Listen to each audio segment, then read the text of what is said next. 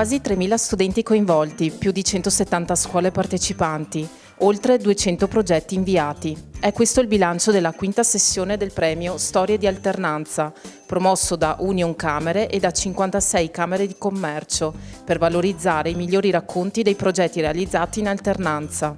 6 le scuole che si sono aggiudicate l'ambito riconoscimento consegnato oggi a Verona nell'ambito di Job Orienta. Fa piacere sempre avere l'occasione di premiare dei ragazzi, quindi è più ogni occasione che abbiamo per stare vicini a loro, ascoltarli ed essere qui a premiare delle realtà, dei ragazzi che stanno lavorando e stanno dimostrando cosa sono riusciti a fare con l'alternanza e sono orgogliosi di quello che hanno fatto, ci sembra una cosa bellissima. C'è una vera necessità di continua formazione anche dopo che si è entrati nel mondo delle imprese e quindi partiamo bene, partiamo già dall'alternanza e continuiamo in questa direzione. Sfide ce ne sono sicuramente molte. Ma guardi, basta chiederlo agli imprenditori la positività di queste esperienze, ma soprattutto anche dei giovani.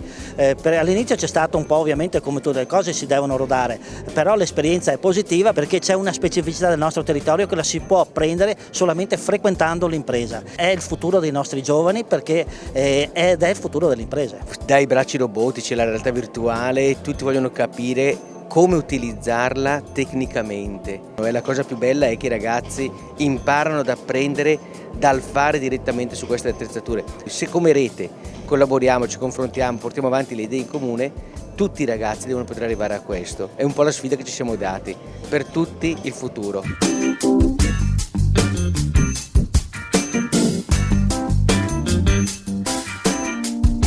Nella categoria licei il podio è andato ai ragazzi dell'ISIS Antonio Orsini, Osvaldo Licini di Ascoli Piceno per la produzione del video Comete, che racconta l'integrazione tra scuola e mondo del lavoro.